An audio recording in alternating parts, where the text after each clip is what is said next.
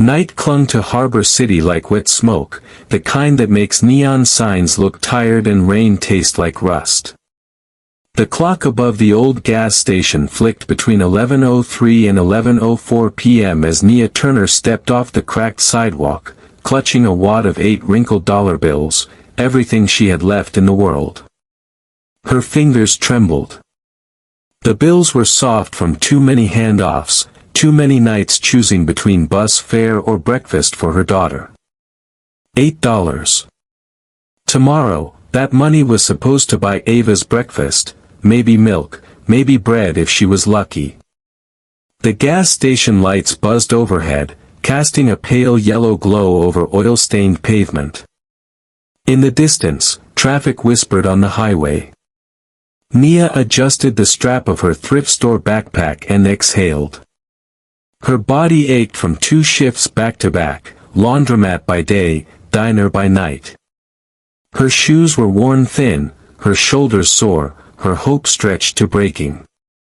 She crossed the lot toward the restroom at the far side of the station when a sound stopped her cold. A ragged, desperate gasp. It came again, louder, followed by a heavy thud. Nia turned. Under the buzzing light near pump 3 lay a man, huge, broad-shouldered, the kind who filled a doorway without trying. His leather vest was covered in patches, skulls, lightning bolts, red stitching that read, Iron Serpents MC. The back bore a white skull with burning wings. Even from across the lot she knew what that meant, motorcycle club, dangerous reputation, best to stay away. The man's hand clutched his chest. His face was gray, lips turning blue. From inside the station, a voice barked, "Don't get involved." Nia looked up to see the clerk, a thin white guy in a hoodie, standing in the doorway, cigarette dangling from his lips. "Those guys are trouble," he said. "He probably OD'd. Just leave him." Nia hesitated, heart hammering. The words made sense. She had a child to think about, rent due in 3 days, no savings, no backup plan. Trouble was the last thing she needed. But then the man wheezed, a sound so raw it cut straight through her fear. She remembered her grandmother's voice from long ago, "Kindness costs nothing, baby girl, and sometimes it's all we've got to give." Before she realized what she was doing, Nia was running toward the store. The door slammed open as she burst inside. "Where's your medicine aisle?" she demanded. The clerk blinked. "What? Do you have aspirin?" He nodded slowly, still staring. "Back wall." Nia grabbed a bottle, snatched a cold water from the cooler, and slammed them on the counter. "How much?" $6.50, he muttered. She slid the $8 across the counter, every bill trembling in her hand. "Keep the change." The clerk looked from the money to her face. "Lady, you're crazy." "Maybe," she said, already running. Outside, rain started to fall, light at first, then harder, drumming on the metal roof. The man was flat on his back, chest barely rising. Nia knelt beside him, water splashing her knees. "Sir, can you hear me?" she said, twisting the aspirin bottle open with shaking hands. His eyelids fluttered. Forgot my meds." "Chew these," she said firmly, pressing 2 tablets to his mouth. "Do it now." He obeyed weakly, grinding the pills between his teeth. She lifted his head, held the bottle to his lips. He took a sip, coughed, then gasped again. "Stay with me," Nia whispered. "You're not dying here, you hear me?" The man's eyes rolled toward her, glassy but aware. "Who are you?" "Nia Turner," she said. His cracked lips twitched, half a smile. "Tell King owes you his life." She didn't know what that meant, only that he was fading fast. She looked around wildly, no one else had come.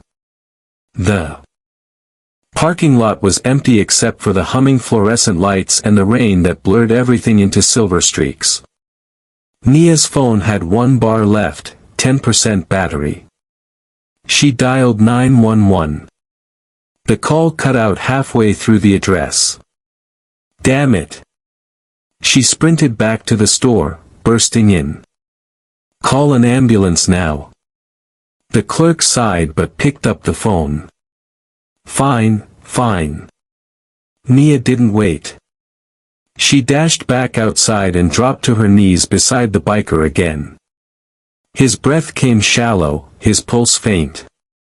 She pressed her hand to his chest, counting compressions in her head, whispering prayers between each one.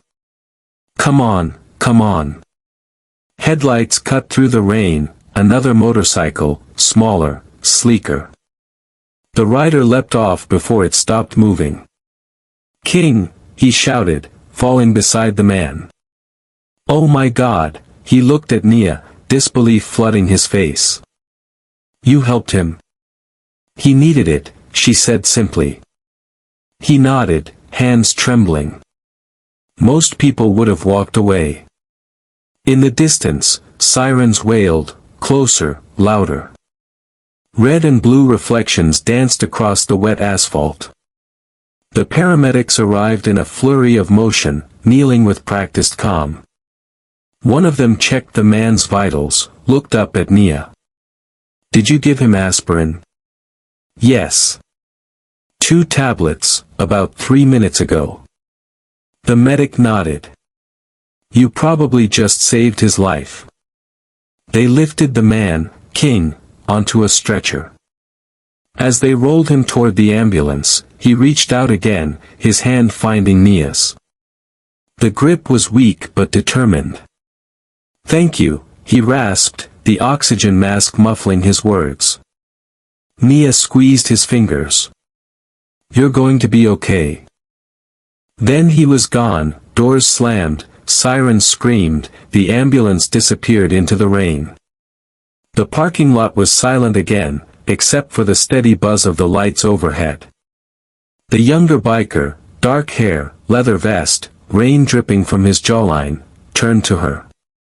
I'm Cole, he said quietly. You don't understand what you just did. I didn't do anything, Nia replied. I just helped. He shook his head. No one helps us. Cole reached into his vest, pulled out a business card. Plain white. In the center, a small emblem, a crown with wings, and a phone number. Call this tomorrow, he said. King's gonna want to see you. Nia stared at the card, the ink starting to smudge from the rain. Who is he? Cole hesitated.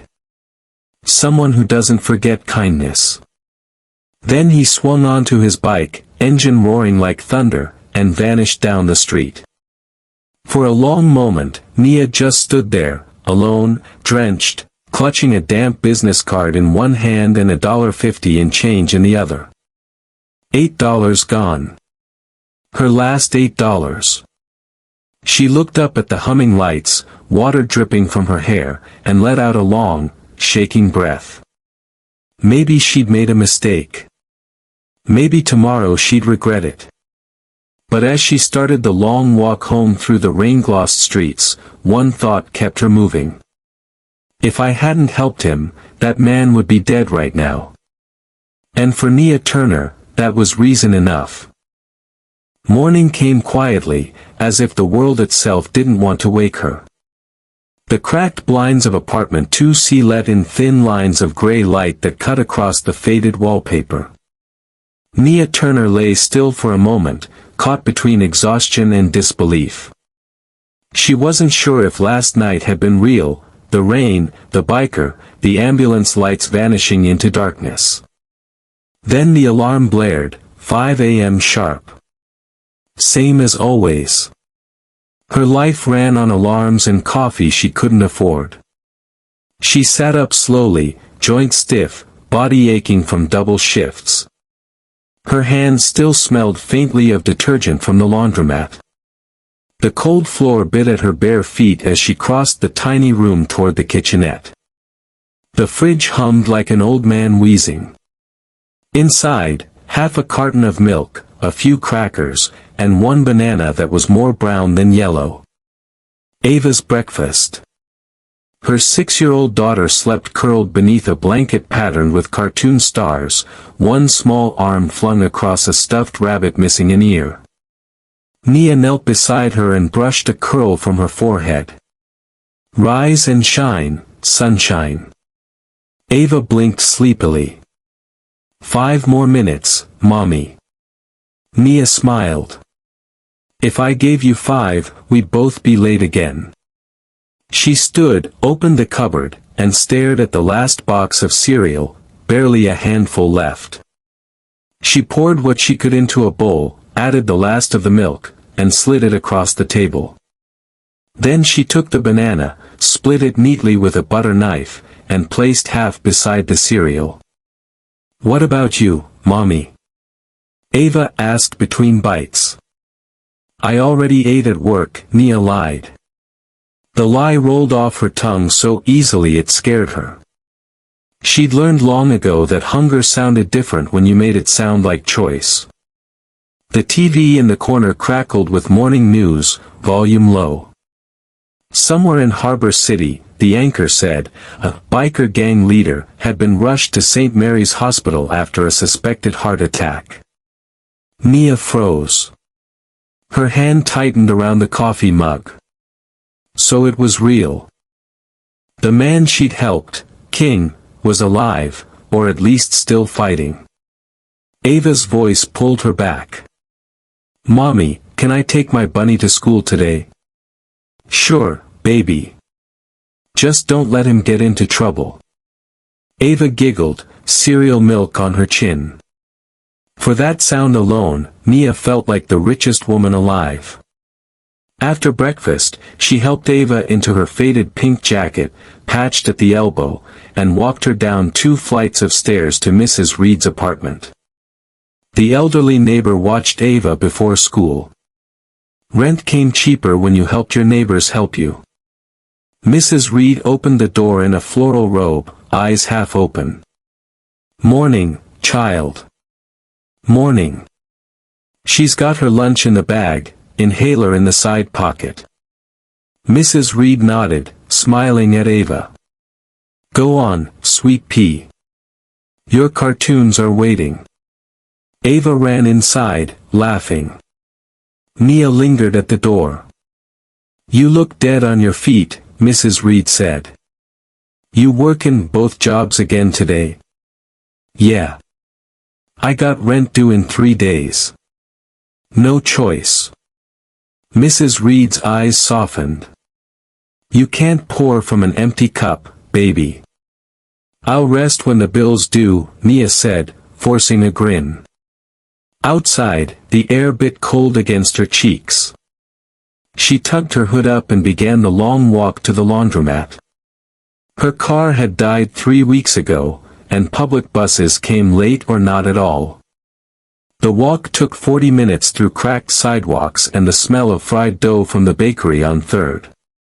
She passed a billboard that read, "Work hard, dream big." She almost laughed. Whoever wrote that never had an overdue notice taped to their fridge. Inside Harbor Spin Laundry, the fluorescent lights buzzed like angry bees. The place already smelled of bleach and coin soap. She clocked in, tied her apron, and started folding. Jeans, towels, sheets. Over and over, a rhythm so repetitive it almost hypnotized. By 10 a.m., her hands were dry and cracked from detergent. By noon, she'd folded a mountain of strangers' clothes, thinking about her grandmother's old saying, "Kindness costs nothing." Except last night, it had cost $8, and she still wasn't sure if it had been foolish or divine. At her break, she sat on a stool near the back and pulled out her phone. The cracked screen still glowed with the time, 12:27 p.m. She scrolled aimlessly until her thumb brushed the business card she'd tucked behind the case, white, smudged, a faint crown with wings in the center. She turned it over. No name. Just a number. Her heart raced. Call it. Don't call it. Nia. She looked up. Rosa Alvarez, her coworker, leaned in the doorway holding 2 coffees. You look like a ghost. Here. Nia blinked. You brought me one. Yeah. You'd forget to breathe if nobody reminded you. Rosa handed her the cup and sat beside her on the counter. You okay? I'm fine. Liar. You got that look again, like you're solving the world and losing. Nia exhaled slowly. Something happened last night. So she told Rosa everything, the gas station, the man, the aspirin, the $8. When she finished, Rosa stared. You helped an iron serpent. I didn't know what he was, Nia said quietly. He was dying. Rosa shook her head, half amazed, half horrified. Girl, you've got more guts than I do. Or maybe more heart. I think it's the same thing sometimes, Nia said. Rosa sipped her coffee. Maybe. But be careful. The world doesn't always reward kindness. Nia smiled faintly. I know. When her shift ended at 2, she untied her apron, washed her hands, and checked her phone one more time. She hadn't realized how often she'd looked at that card until she caught herself doing it again. She typed a message before she could stop herself. Hi. This is Nia Turner. Cole gave me this number. Her thumb hovered over send. Then she hit it. A second later, her phone rang. Unknown number. She froze. The laundromat hum faded to silence. She didn't answer. Not yet. When it stopped, she pressed play on the voicemail. Nia, it's Cole. King wants to meet you today, Murphy's Diner, 5th Street, 3 p.m. It's important. Please come. The message ended. Nia stared at the wall, heart pounding. She should ignore it. She should go home, pick up Ava, make dinner out of whatever scraps were left. But curiosity gnawed her, not fear, but something deeper. Maybe last night wasn't just random. Maybe it meant something. When 2 p.m. hit, she stuffed her tips into her pocket and stepped outside. The sky had cleared, the rain gone, the world looking cleaner than it had in weeks. The bus stop bench felt colder than usual. She sat down, tapping her foot, eyes locked on the road. What kind of people were these bikers? What could they possibly want from her? She thought of Ava, of her smile this morning, of the half banana still sitting on the counter. She thought of the $8 she'd spent and the single word the man had left her with. Tell them King owes you his life. The bus arrived with a groan of brakes. She climbed aboard and sat near the window. As the city rolled past, Nia's reflection looked back at her, tired, anxious, but alive. She whispered to herself, just one meeting. Then back to normal. But somewhere deep down, she knew nothing about her life was ever going to be normal again. The bus hissed to a stop on 5th Street, its brakes sighing like tired lungs. Nia Turner stepped off, clutching her purse tighter than usual. The late afternoon sun glared against chrome. All along the block, motorcycles stood in perfect rows, black, silver, gleaming, their reflections sliding over diner windows. She froze.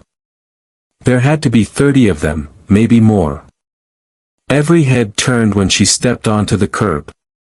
Men and women in black leather vests stood silently outside Murphy's diner. Tattoos climbed up their necks, mirrored sunglasses hid their eyes. Yet none of them moved. They only watched her, not with hostility, but with something quieter, heavier.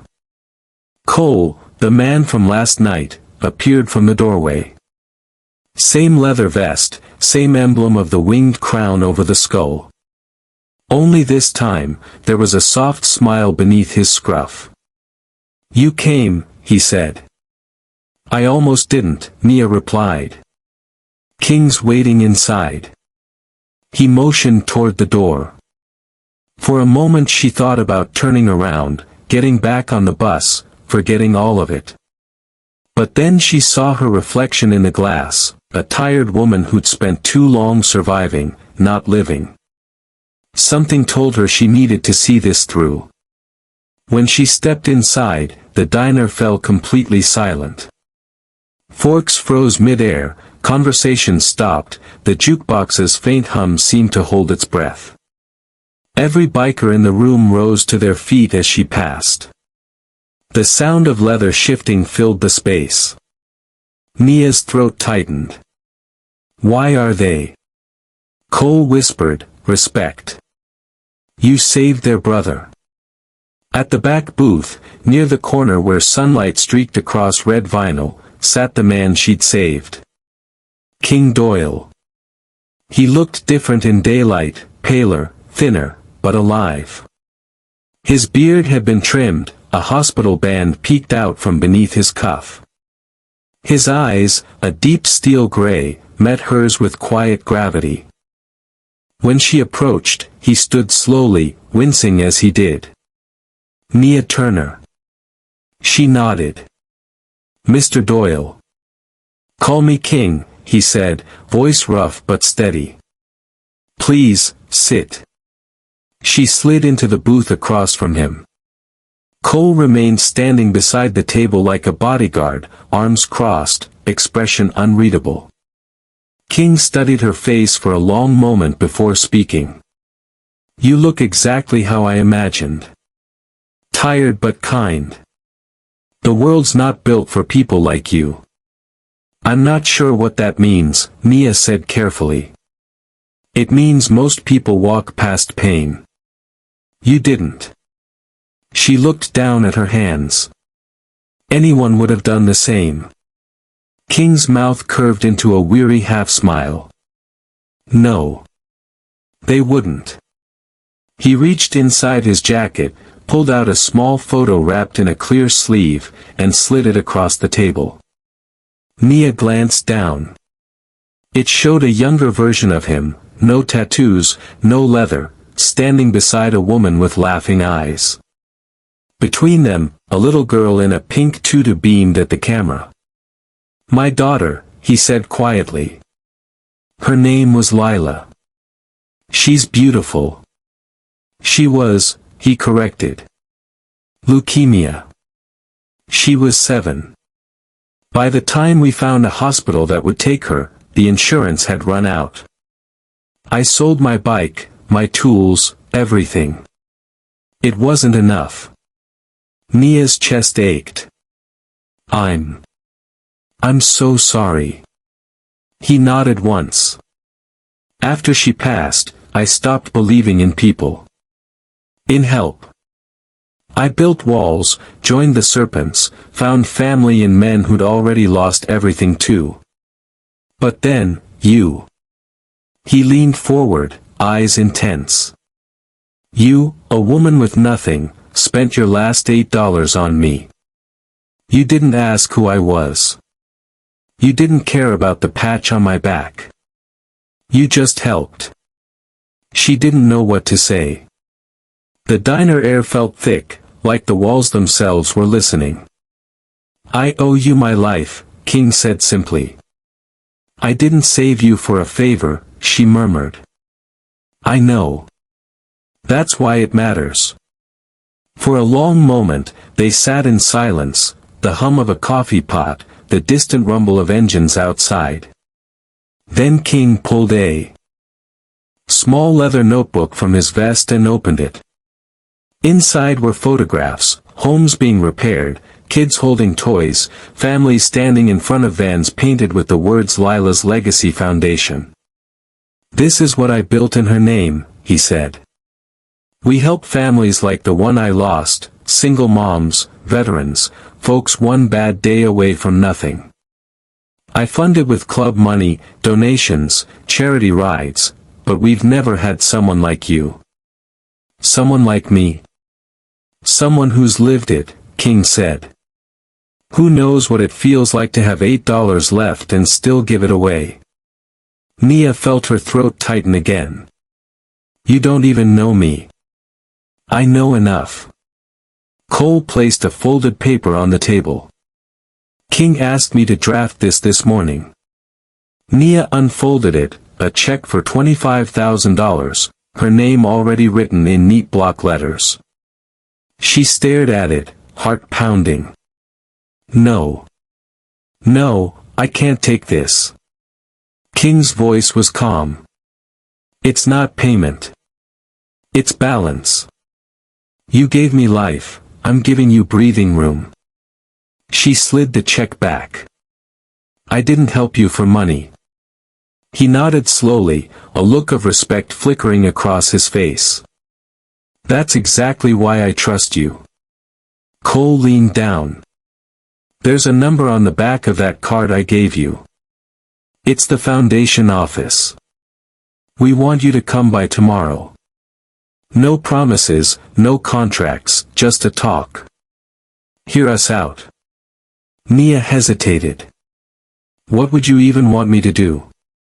"Work with us," King said.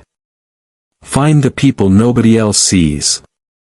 The ones too proud to beg but too broke to stand. You've got the eyes for that. You see people. I'm not qualified for something like that." King smiled faintly. "Neither am I. But we learn." Outside, a motorcycle revved, echoing through the windows. He looked toward the sound, then back at her. "Tomorrow morning, something's going to happen. Don't be scared. Just trust me." Her stomach fluttered. "What's going to happen?" He took a slow sip of coffee. "You'll find out soon enough." When the meeting ended, every biker in the diner stood again as she walked out. Cole escorted her to the door. "You think he's serious about that job thing?" she asked. "He doesn't say things he doesn't mean," Cole replied. Then he looked at her for a long moment. "Most people judge us by our vests. You didn't. That means something to him, to all of us." Nia stepped out into the afternoon light. The bikes gleamed like a wall of armor. As she walked past, each rider gave her a nod, not of pity, but of honor. When she reached the bus stop, her legs finally began to shake. She sat down, the business card heavy in her pocket. Had she just stepped into something good, or something dangerous? The bus rumbled up, brakes squealing. She climbed aboard, still seeing the image of King's gray eyes, his daughter's picture, the tattoo of the crown with wings. By the time she reached her neighborhood, the sun had dipped behind the buildings. The air smelled like rain again, and for a brief second she thought she heard the echo of distant engines following her home. That night, after tucking Ava into bed, she sat at the kitchen table staring at the check King had insisted she keep, still unsigned, still unreal. She opened her worn gratitude journal, the one she wrote in every night before sleeping. On a fresh page she wrote, "Ava is safe. I met the man I saved. I think today changed everything." Then she closed the book, turned off the light, and whispered into the dark, "Please let this be good." Across the city, under the hum of hospital lights, King Doyle lay awake staring at the ceiling. Cole stood beside his bed, arms folded. "You think she'll show tomorrow?" Cole asked. King smiled faintly. She will. Kindness like that doesn't disappear overnight. He closed his eyes, a single tear sliding into his beard. Lila, he whispered. We found her. The next morning arrived gray and cold, like the city hadn't decided yet whether to rain or shine. Nia Turner woke before her alarm, not because she wasn't tired, but because her mind wouldn't stop running. The image of King Doyle sitting in that diner still lived behind her eyes, the quiet power in his voice, the photograph of his little girl, the check with her name on it. The word "trust me" had replayed all night. But trust didn't come easily anymore. She swung her legs off the bed and stared at the floor for a long minute before standing. The apartment was silent except for the hum of the old refrigerator and the soft breathing of Ava, still asleep in her room. The same fridge door still bore the pink overdue notice. The same kitchen still smelled faintly of bleach. But something about the air felt different, heavier, expectant, like the moment before thunder. Nia made coffee, the last scoop left in the tin, and watched it drip through the old machine. Her hands still trembled from the night before. When Ava patted out, rubbing her eyes, Nia forced a smile. Morning, sweetheart. Morning, Mommy, Ava mumbled, climbing into her lap. Nia kissed the top of her head. You sleep okay? Yeah. The little girl looked up. You were talking in your sleep again. Nia blinked. What did I say? Something about wings, Ava said with a shrug. Nia froze for a beat. Then she smiled softly. Maybe I was dreaming about angels. Ava smiled back, content. You should dream about pancakes instead. I like those better. Nia laughed quietly, though her chest ached. I'll try. After breakfast, she walked Ava downstairs to Mrs. Reed's apartment.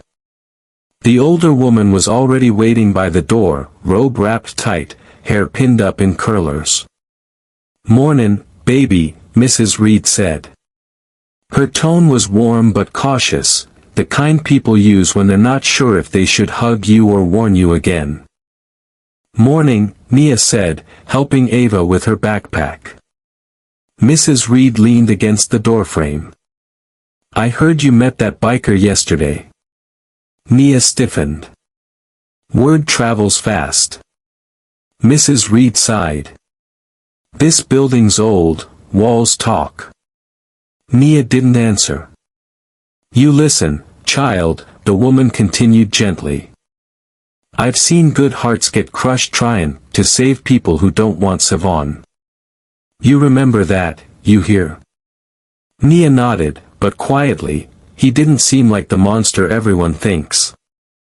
Mrs. Reed's brows lifted. They never do, till they do. Nia smiled faintly, kissed Ava's forehead, and whispered, be good today. By the time she reached the laundromat, the sky had turned from gray to pewter. She clocked in, tied her apron, and started folding again, jeans, towels, bedsheets, like chapters on repeat. But no matter how many times she blinked, she kept seeing the check. The crown with wings. The quiet respect in that diner. Girl, you're in another world, Rosa said, snapping her back.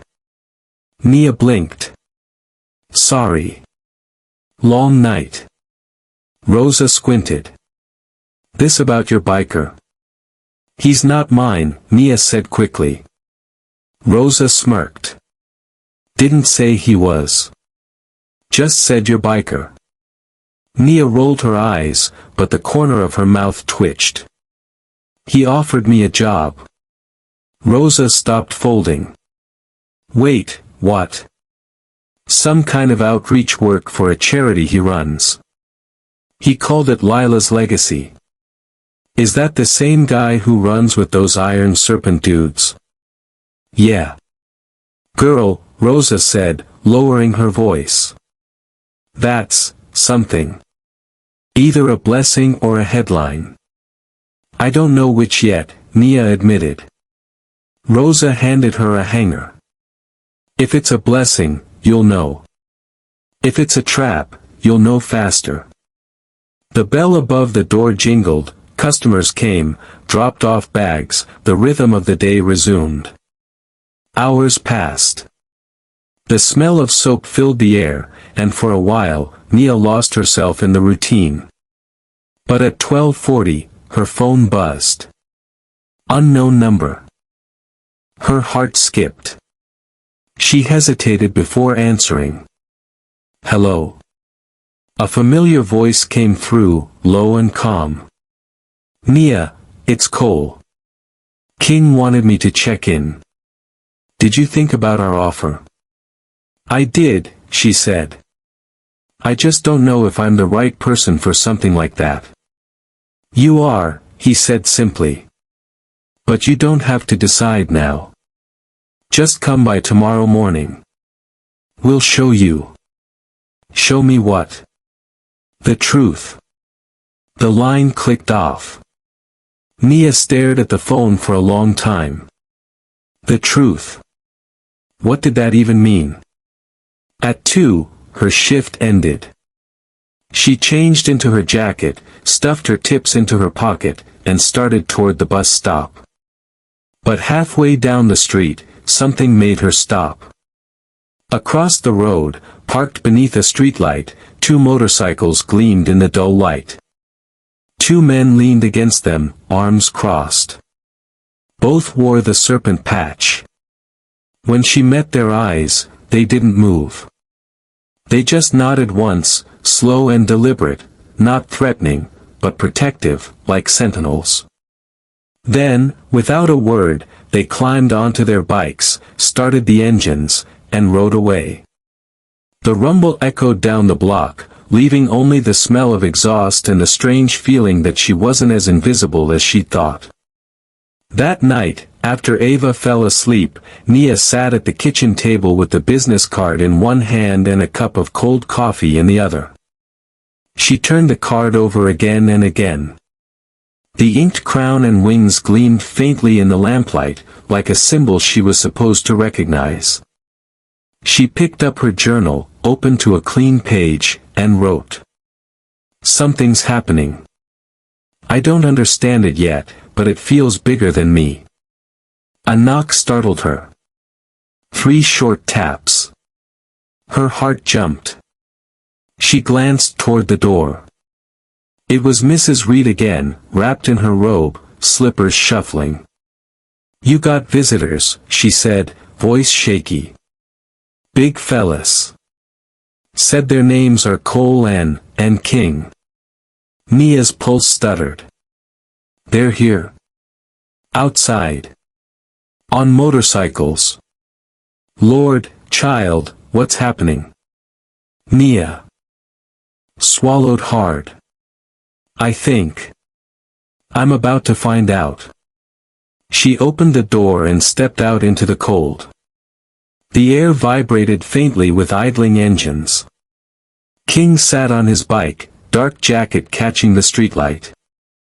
He looked stronger than yesterday, his color back, his presence undeniable. Nia, he said. Sorry to drop by unannounced. Couldn't wait till tomorrow. She crossed her arms. You're not exactly a phone call kind of guy, are you? King grinned. No. I prefer face-to-face. Cole handed her a sealed envelope. From the foundation. Read it when you can. What is it? An invitation, King said. Tomorrow morning, you'll understand everything. And if I say no? King's smile softened. Then we ride away, and you never hear from us again. But something tells me you're not the kind who turns her back on a calling. He revved the throttle once, just enough to shake the air, then added, be ready by 8. Then he and Cole rode off into the night, taillights fading down the empty street. Mrs. Reed appeared behind her, clutching her robe. "You really trust those men?" Nia stared after the bikes until they vanished. "I don't know," she said. "But something tells me I should." Inside, under the yellow kitchen light, she tore open the envelope. Inside was a single sheet of paper. "You're invited. Tomorrow at 8 a.m., step outside. Don't be afraid. Lila's Legacy Foundation." At the bottom, a single line written in King's handwriting. "Some debts aren't meant to be repaid, only carried forward." Nia sat back, heart pounding. Outside, the engines were gone, but their echo lingered, deep, low, alive. She looked at the card again, the wings catching the light, and whispered to herself. "What are you planning, King?" Tomorrow, she would find out. Morning cracked open with the sound of thunder, except it wasn't the sky. It was the engines. At exactly 8 a.m., the first rumble reached Maple Street, low and distant, then multiplied, dozens of motorcycles rolling together, their echoes bouncing off brick and window glass. The whole block seemed to tremble. Inside apartment 2C, Nia Turner jolted upright. For a heartbeat she thought the world was ending. Then she remembered King's words, "Trust the noise." She threw on jeans, slipped into her jacket, and hurried to the window. Below, the street shimmered in early sunlight. Chrome. Leather. Wings. Hundreds of bikers lined both curbs, engines idling in perfect unison. Their vests bore the same insignia, Iron Serpents MC, but beneath the skull, another patch glinted, Lila's Legacy Foundation. Her mouth fell open.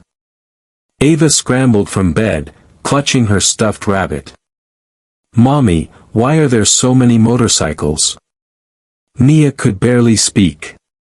I don't know, baby." A knock rattled the door. It was Mrs. Reed, wide-eyed and terrified, robe clutched at her throat. "Lord have mercy, they've come for you. There's a whole army of them." Before Nia could answer, the engines cut off, all at once. Silence fell so deep it hummed. Nia opened the door and stepped outside. The air vibrated with leftover sound. Neighbors poured out of apartments, Mr. Daniels from 2B with his coffee, the Rodriguez family from across the street, a dozen others, all whispering. "What's going on? Who are they? Call the police." Then one more engine roared down the block, louder, deeper. A black custom Harley rolled slowly into view. King Doyle sat astride it, silver beard glinting, sunglasses catching the morning light. Behind him on the trailer, a banner fluttered in the breeze. Lila's Legacy, building hope one family at a time. He parked in the center of the street, switched off the bike, and stood. The crowd parted around him like tide pulling from shore. Nia stood frozen on the curb, Ava clutching her hand. King looked straight at her and smiled. "Morning, Nia." Her voice trembled. What is this?" He spread his arms. "A promise kept." The crowd. Someone shouted from the sidewalk, Mr. Daniels, red-faced, scared. "You bring a gang into our neighborhood, lady. You crazy. We got kids here." "Step back, sir," one of the bikers said calmly. Mrs. Reed crossed herself. "I told you, child. Trouble." King lifted a hand and the noise died instantly. "Nobody's here for trouble," he said, voice carrying down the block. "We're here because one woman cared when everyone else looked away." He pointed to Nia. "She spent her last $8 on a dying stranger. Didn't ask who I was, didn't care what patch I wore. Just saved my life. Murmurs rippled through the crowd. Cole stepped forward, holding a microphone hooked to a portable speaker. My name's Cole Matthews, and this here is the president of the Iron Serpents Motorcycle Club, and the founder of Lila's Legacy Foundation. What you're looking at isn't a gang, it's 200 volunteers who've built shelters, paid hospital bills, and fed families for over 20 years. Gasps. Whispers. A shift in the air. Mr. Rodriguez blinked. Wait. Lila's legacy?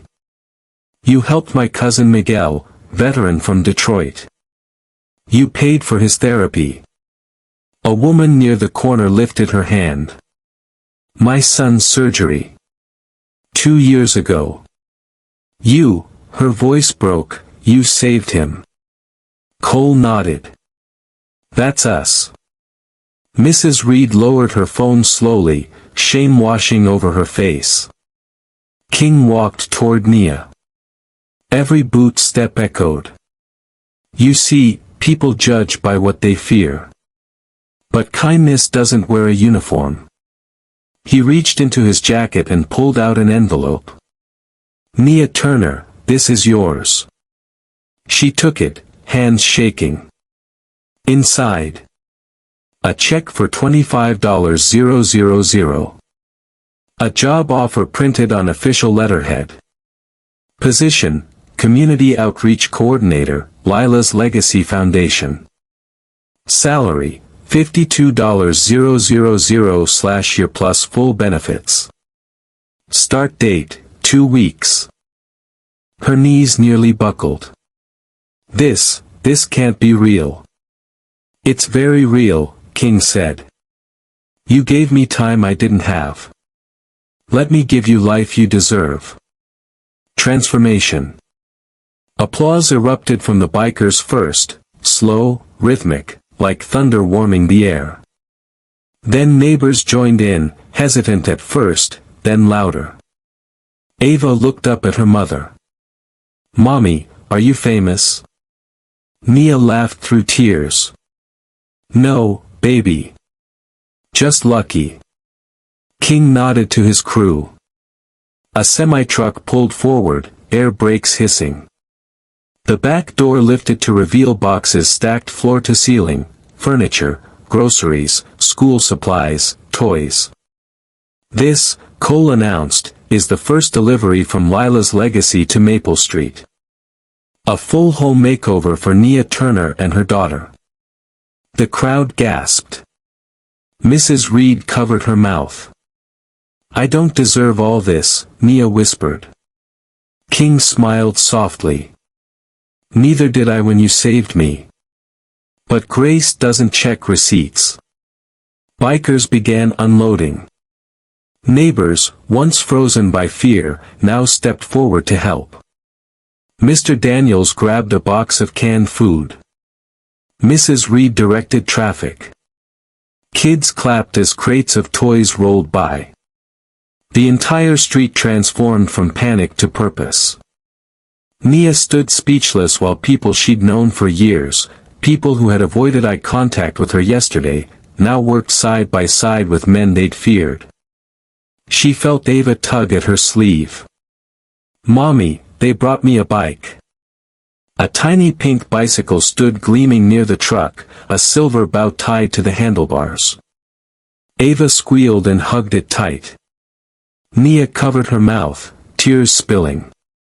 Thank you, she whispered to King. He placed a hand over his heart.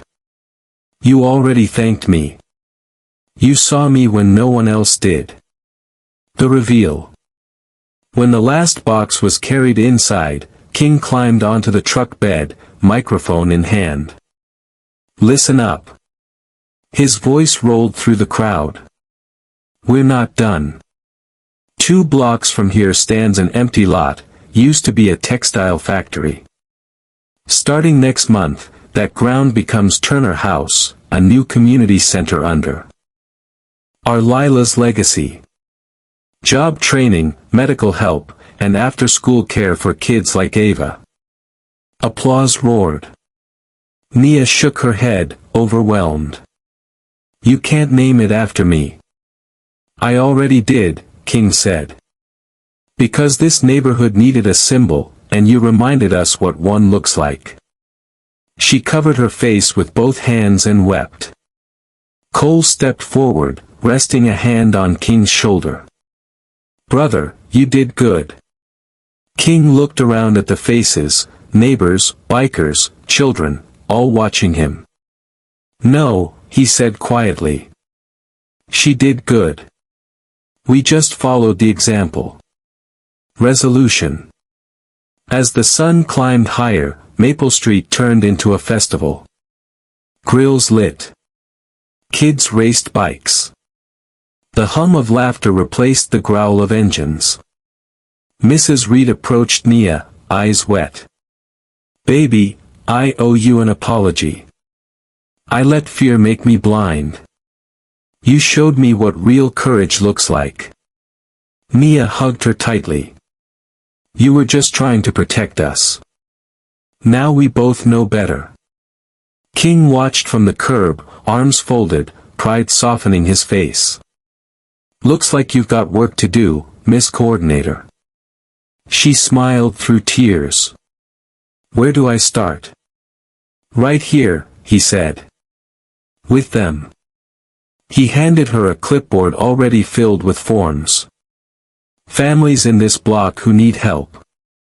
Go meet M. Nia looked down the list, recognizing names she saw at the laundromat, the diner, the corner store. For once, the weight on her shoulders didn't feel like survival. It felt like purpose. Ava ran up, helmet crooked, laughing. Mommy, watch me ride. Nia knelt, adjusting the strap. Go ahead, sweetheart. You've got wings now. By evening, as the last bike rolled away, the neighborhood glowed with something new, trust. From every porch came waves and smiles instead of fear. King lingered beside his motorcycle, helmet under his arm. You good? He asked. Nia nodded. More than good. I feel free. He chuckled. Funny thing about freedom, it's contagious. She looked at him. Why me? Because 20 years ago, he said softly, somebody walked past my dying daughter on a sidewalk. Didn't stop. You did. He climbed onto his bike. See you at work, Miss Turner.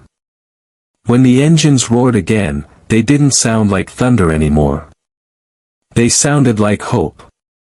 Nia stood in the doorway, Ava asleep in her arms, and whispered to the fading noise, Thank you, King. The rumble answered like a heartbeat fading into distance. Tomorrow, she would wake up not to fear, but to purpose. And the street that once trembled from engines would never hear them the same way again. 3 days after the roar of engines faded from Maple Street, the silence felt almost unreal. Yet everywhere Nia Turner looked, reminders of that morning glimmered like proof she hadn't dreamed it, the new couch that didn't sag, the stocked pantry, the pink bike parked proudly beside the door. For the first time in years, her apartment smelled of coffee instead of worry. Ava twirled through the living room in her school uniform, backpack bouncing. Mommy, are you nervous? Nia tied the last button on her blouse, crisp, secondhand, but neatly pressed. A little. You always tell me brave people can be nervous, Ava said with 6-year-old certainty. Nia smiled. Then I guess I'm brave today. Arrival. The Lila's Legacy Foundation office sat downtown in a converted firehouse, brick walls scrubbed clean, the old brass bell still hanging above the entrance. Through the glass doors, Nia saw long tables stacked with files, maps pinned across a wall, and volunteers in black vests embroidered with the Crown and Wings logo. When she stepped inside, the smell of fresh paint mingled with coffee and rain. "Miss Turner." Cole's voice rang out from behind a pile of folders. He looked the same, scruffy jaw, warm grin, but today his vest carried a small patch that read Operations Director. "You showed," he said. "You sounded surprised." He shrugged. "Most people think we're a myth until they see the paperwork." He handed her a clipboard. "Orientation Day. King's waiting upstairs." She climbed the narrow staircase, nerves tight as wire. At the top, sunlight poured through a skylight onto a massive drafting table covered in blueprints. King stood over them, reading glasses balanced on the bridge of his nose. Without the biker vest he looked older, still powerful, but human. "Morning, Nia," he said, not looking up. "You ready to build a house?" "I thought I was starting an office job," she said carefully. "You are. The office just happens to have walls that don't exist yet." He pushed a blueprint toward her. Across the top in neat print, Turner House Community Center. Her breath caught. "You were serious." "I don't joke about foundations," he said. "You're the coordinator. You'll oversee family outreach, design programs, hire staff. We'll handle the bricks and budget." Nia ran a hand across the paper. "It's beautiful. It'll be more beautiful when it's full of people who finally feel seen," King said quietly. Learning the work. The next week blurred into movement. Nia learned how to answer calls, log donations, fill out grant forms. She met Teresa, the finance lead who'd once been a homeless vet, Malik, a former mechanic now heading transport, and Rosa Alvarez, who quit the laundromat to join her friend on the mission. Every story in that building carried a scar and a resurrection. On her third day, she joined King and Cole at the construction lot, a stretch of cracked concrete surrounded by chain-link fence. Weeds pushed through the cracks, and the ghost of the old textile factory still clung to the ground in bits of rusted machinery. King surveyed the space, boots crunching on gravel. "Looks dead, doesn't it?" Nia nodded. He grinned. "Give it a month. You'll hear laughter." Bulldozers rumbled to life, engines echoing against nearby buildings. Kids from the neighborhood watched through the fence, wide-eyed. Nia knelt beside a little boy in a red hoodie. "You like machines?" He nodded hard.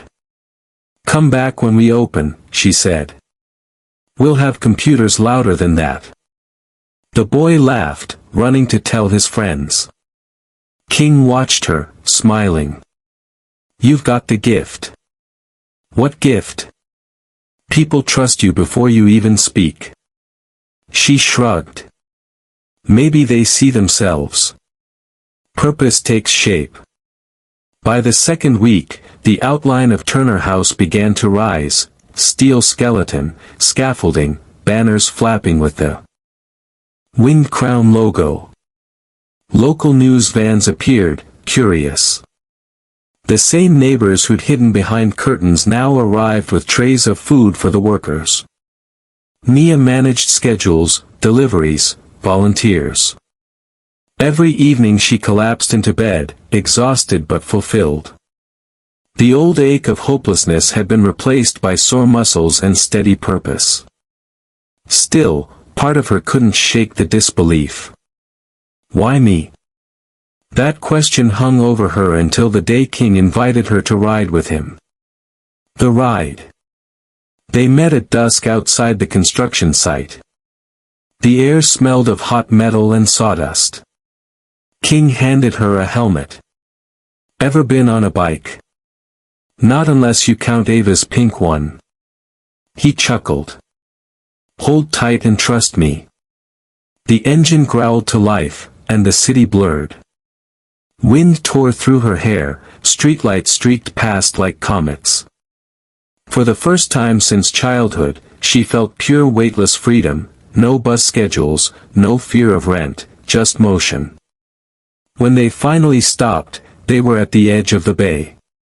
The water reflected the city lights in trembling gold lines. King killed the engine. "This is where I used to bring my daughter," he said softly. "Before the hospital." Nia stayed quiet. "She used to ask me why people only help when there's something in it for them," he continued. "I told her not everyone's like that.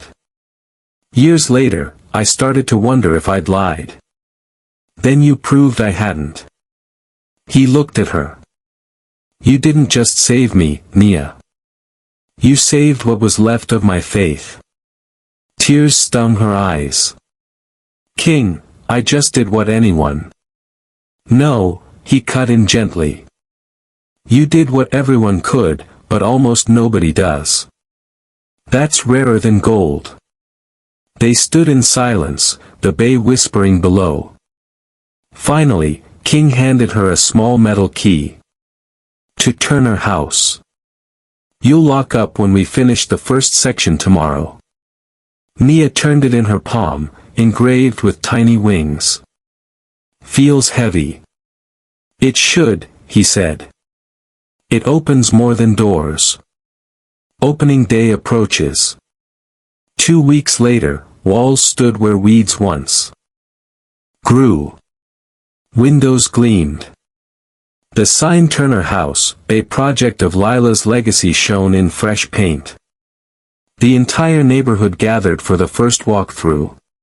Reporters snapped photos as Nia led Ava by the hand through the new lobby.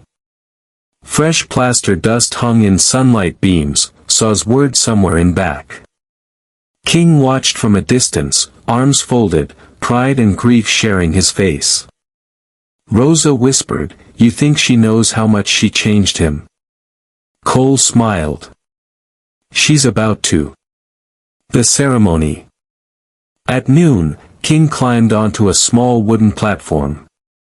The bikers lined one side, neighbors and volunteers filled the other. He spoke without microphone, voice carrying like gravel over wind. "Lila's legacy started because I lost someone I couldn't save. Turner House stands because one woman saved someone she didn't even know. That's the circle we're trying to build, pain turned into purpose." He turned toward Nia. "Miss Turner, come here." The crowd applauded as she stepped beside him. Ava peeked from behind her legs, beaming. King handed her the silver wings pin he'd given before, now mounted on a plaque. "From today on, these wings hang over every project we build," he said. "To remind us that one act of kindness can raise walls taller than fear." Applause thundered. Tears blurred her vision. She managed to whisper, "Thank you." "No," King replied softly, "thank you. For proving that good still works." Dusk at the site. That evening, when the crowd dispersed and the site quieted, Nia walked through the half-finished rooms. Paint cans, lumber, echoes of laughter, all waiting for tomorrow. Ava chased her reflection across the new tile floor. "Mommy, when people come here, what will they do?" "Whatever they need," Nia said, kneeling. "Learn, eat, rest, start again." Ava grinned. "So it's like a house that fixes people." "Exactly," Nia whispered. "A house of hope." She lifted her gaze toward the sky where the first stars blinked alive. Somewhere, faintly, the sound of motorcycles drifted over the wind, not loud, not menacing, just steady, like a heartbeat promising to return. That night, back home, Nia placed the key to Turner House on the nightstand beside her journal. She opened the book and wrote. Ava's laughter filled new walls today. Fear sounds different when it turns into purpose. Hope is louder than engines. Then she closed the notebook, turned off the lamp, and lay back smiling. For the first time since the gas station night, she didn't fall asleep worrying about what she didn't have. She fell asleep wondering how many people she could help tomorrow. By the time the first sunrise touched the new Turner house, the city had already begun whispering its name. The construction dust was barely swept away when families started showing up, a young mother clutching a baby blanket, an old veteran limping on a cane, a teenage boy carrying a backpack full of rejection letters. They'd all heard the same rumor: there's a place on Maple Street that helps people for free. Inside, Nia Turner stood at the reception desk she'd assembled herself. A handmade sign behind her read, "Lila's Legacy Foundation, Turner House." The air smelled of new paint and hope. She greeted everyone the same way, with a smile that said, "I see you." The work begins. By mid-morning, the waiting area overflowed. Cole moved through the crowd like a conductor, passing forms to volunteers, calming nerves. King watched from the doorway, his leather vest replaced by a plain black jacket. He looked proud, but quiet, a man finally learning peace. A social worker from uptown took notes. "You expected this many people on day one?" Nia laughed softly. "No. But kindness travels faster than we think." She met with each family herself. One needed rent relief, another needed medicine. She listened, wrote, called, connected. The hum of printers and phones became its own heartbeat. At lunch, she and Rosa sat on the back steps, sandwiches wrapped in foil. "Remember folding socks for strangers at the laundromat?" Rosa said, smiling. "Feels like another lifetime." "It was," Rosa replied. "This is the good one." Nia looked across the lot where kids now played on the swings volunteers had built the night before. "It still feels strange, having enough." Rosa nudged her shoulder. "Then help until it feels normal." The first story goes online. That evening, a reporter from the local station arrived. The woman's name was Lara Kent, eyes bright behind square glasses. She'd heard rumors of bikers rebuilding a neighborhood. "I just want to capture the story," Lara said, camera crew setting up. No scripts. Just truth. They filmed everything, volunteers unloading groceries, children painting handprints on the wall, Nia handing out school supplies. At the end, Lara turned the microphone toward her. "What made you spend your last $8 that night?" Nia hesitated, thinking of the gas station lights, King on the pavement, the voice that said help him. "Because someone once ignored my grandmother when she collapsed on a sidewalk," she said quietly. "I promised myself I'd never walk away from someone in need." The camera light blinked red. Lara lowered the mic. "That's your story," she whispered. That night, the 3-minute segment aired at 9 p.m., a local human interest piece tucked between sports and weather. But within hours, someone clipped it and posted it online with the caption, "She spent her last $8 saving a biker's life, now the biker's building her a community." By dawn, it had 3 million views. Viral miracle. Hashtag spread across every platform, hashtag Lila's Legacy, hashtag $8 miracle, hashtag Turner House Hope. Messages flooded in from around the world. A nurse from Nairobi wrote, "This story made me stop my car and help an old man across the road." A high schooler from Chicago posted, "We started a kindness club today. We called it the $8 Project." A retired soldier in Texas donated half his pension. At the foundation office, phones rang non-stop. Rosa nearly cried when she read a message from a single dad in Florida, "Tell Nia she reminded me that men can be kind, too." King shook his head in disbelief. Guess people were hungry for something good. Cole smirked. And you said you didn't believe in social media. I still don't, King grunted, but I believe in her. Growing waves. Within 2 weeks, donations poured in faster than they could count. Local contractors offered to expand the building. The city council voted to partner with Lila's legacy for job training programs. One afternoon, Mayor Riley herself arrived, cameras flashing, and handed Nia a proclamation naming Turner House a model of community restoration. Reporters surrounded her. How does it feel to be a hero? Someone shouted. Nia blinked at the swarm of microphones. I'm not a hero, she said. I'm proof that compassion still works. The clip aired on every major network. By nightfall, Time magazine called her the woman who saved kindness. But fame wasn't what filled her, it was the sight of neighbors helping neighbors. Mrs. Reed ran the food pantry. Mr. Daniels taught woodworking. The Rodriguez family built garden boxes along the fence. The same people who'd once whispered gang now wore volunteer badges. And every weekend, the bikers returned, hundreds of engines rolling in, not with menace, but music. They carried donations, lumber, sometimes just laughter. The sound no longer frightened the block. It sounded like belonging. The night of the lanterns. To celebrate the first month of operation, King proposed a tradition. Lila loved lanterns, he told Nia. Said light belongs to everyone. So one clear evening, the entire neighborhood gathered outside Turner House. Tables glowed with candles, children held paper lanterns painted with words like hope, faith, family.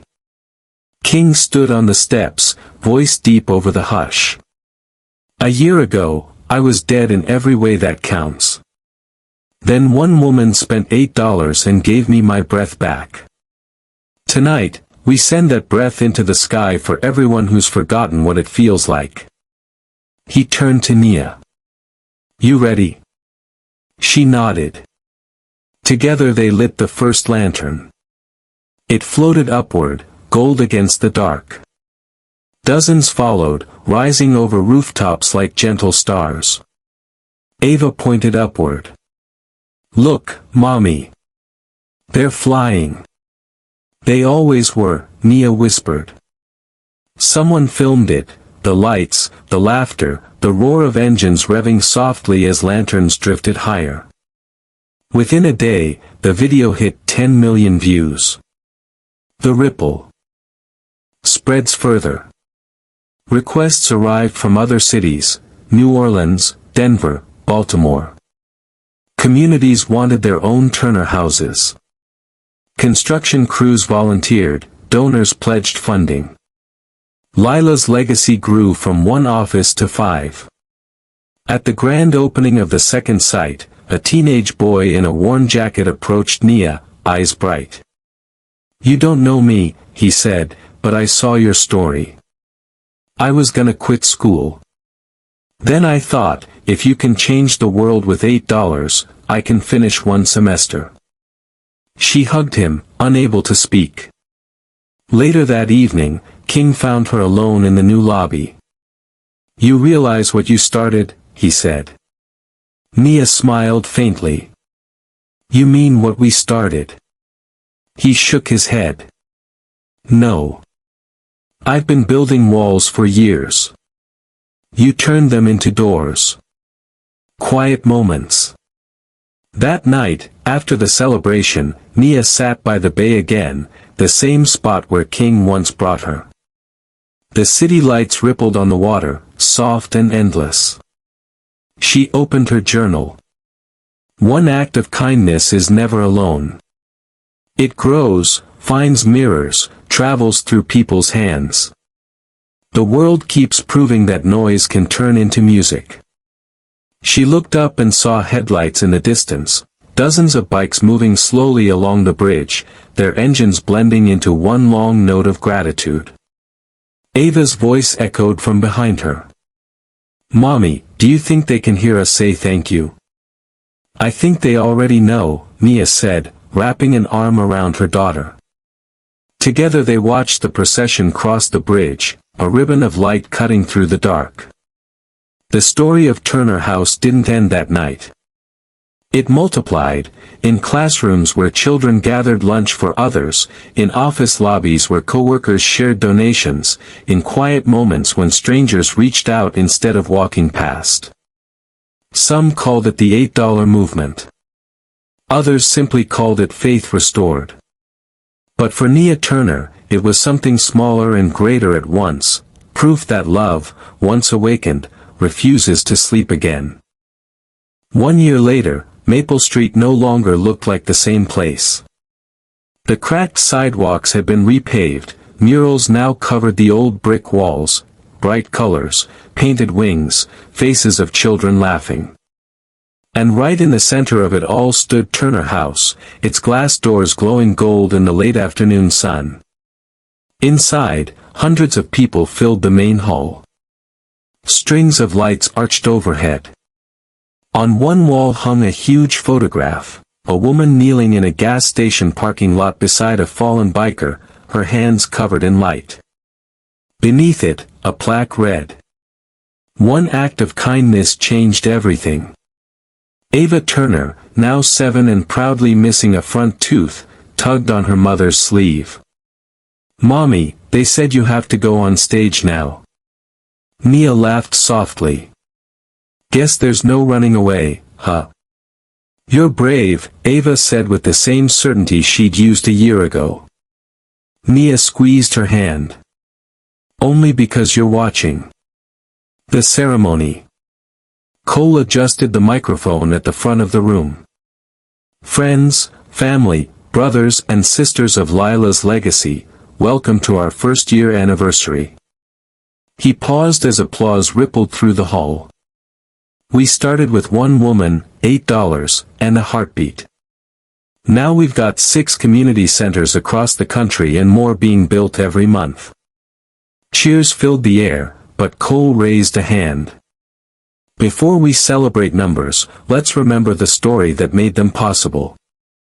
Please welcome the woman who reminded us what humanity looks like, Nia Turner." Applause thundered as Nia walked to the podium. Cameras flashed. Somewhere in the back, the low hum of motorcycle engines idled like a heartbeat keeping time. She took a slow breath. The hall quieted.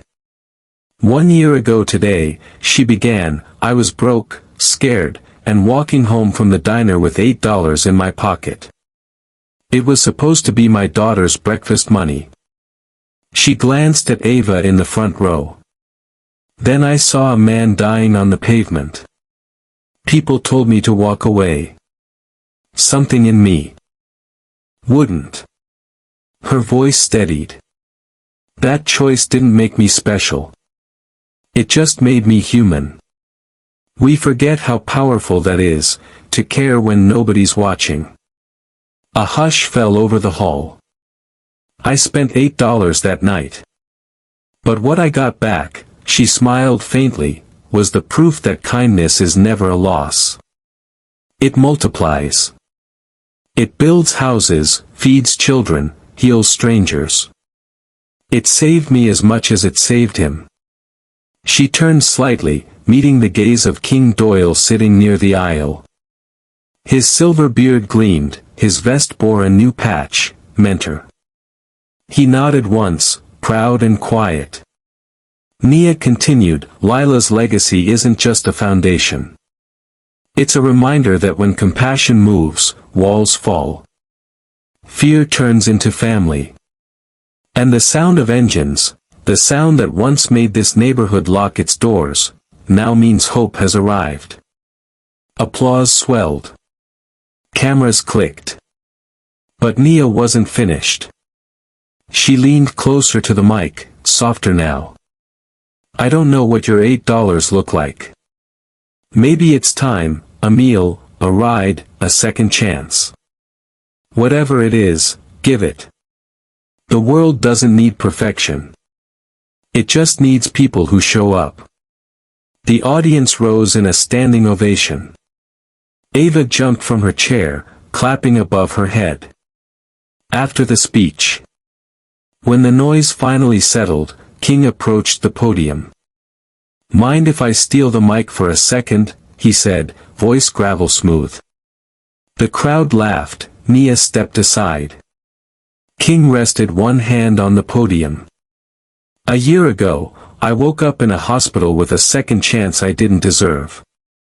I asked myself what one man could build in the name of a little girl he lost." He gestured to Nia. "Then this woman answered me without words. She built faith." He turned toward her, eyes shining. "Lila would have loved you, Nia. You remind me of her, the way you see good before anyone else does." Nia blinked back tears. "She built all this through you." King smiled. "Through us. Through everyone who decided to keep the circle going." Behind them, a screen lit up showing video clips, volunteers at Nia Turner houses in other cities, veterans fixing roofs, children opening care boxes stamped with the winged crown logo. Each clip carried the same caption, #8$miracle.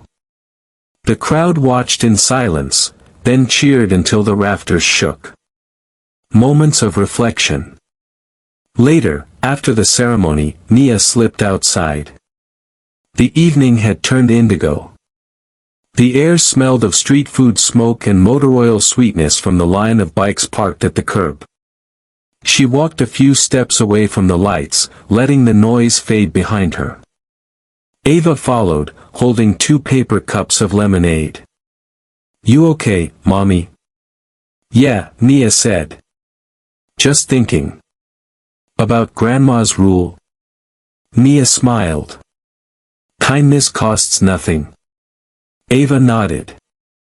"Yeah," Nia said, "but it pays in miracles." She crouched, eye level with her daughter. "Promise me something." "What?" "Keep giving. Even when people don't say thank you." Ava smiled. "I already do. I gave my snack to Devin today. He was hungry." Nia laughed softly, hugging her. "Then the world's already in good hands." A wider horizon. Across the street, King leaned against his bike, watching them. The city skyline shimmered behind him, 6 Nia Turner houses, dozens of projects under construction, a movement that no one could have predicted. Cole joined him, arms crossed. "You think it'll keep growing?" King nodded. "As long as people keep needing hope, it will." Cole smirked. "Then I guess we'll never be out of work." They laughed quietly, old warriors content at last. The next morning. Headlines blazed across the internet. From $8 to $8 million hearts, how kindness built a nationwide movement. A video of Nia's speech reached 10 million views in 24 hours. Late-night hosts quoted her line, "The world doesn't need perfection, it needs people who show up." Schools replayed it at assemblies. Churches shared it during sermons. In dozens of cities, small groups formed calling themselves legacy circles, ordinary people dedicating one day a month to helping strangers. It was never a corporation now, it was culture. Full circle. Weeks later, Nia returned to the old gas station, the place where everything began. It had been repainted, new lights, new sign. She parked her car, stepped out, and stood where she once knelt beside a dying man. A brass plaque gleamed on the wall near the pump. "Here, one woman spent her last $8 to save a life. May her courage remind us that kindness is the purest currency." Lila's Legacy Foundation. Nia placed a single white lily at the base. The wind carried the faint hum of engines in the distance. She whispered, "Thank you, King." Then she looked upward. "Thank you, Lila." Epilogue, The New Generation. A year later, Ava stood on the same stage her mother once did, clutching a microphone almost too big for her hands. "My mom says kindness doesn't stop," she said proudly. "It keeps going like a circle." Behind her, projected on the wall, the winged crown symbol glowed. "And she says," Ava continued, smiling wide, "you don't need to be rich to help somebody. You just need to care." The audience rose again. The applause sounded like thunder wrapped in joy. As the lights dimmed, Nia watched from the wings, tears bright under the stage glow. King stood beside her, leaning on his cane, whispering, "You did good, Turner." She shook her head. "We did good." Outside, the night filled with the soft chorus of engines starting, hundreds this time, echoing through the streets not as noise, but as music. A movement that began with $8 and a heartbeat now rolled on across the nation. And wherever those engines traveled, one truth followed. Kindness doesn't die. It rides on.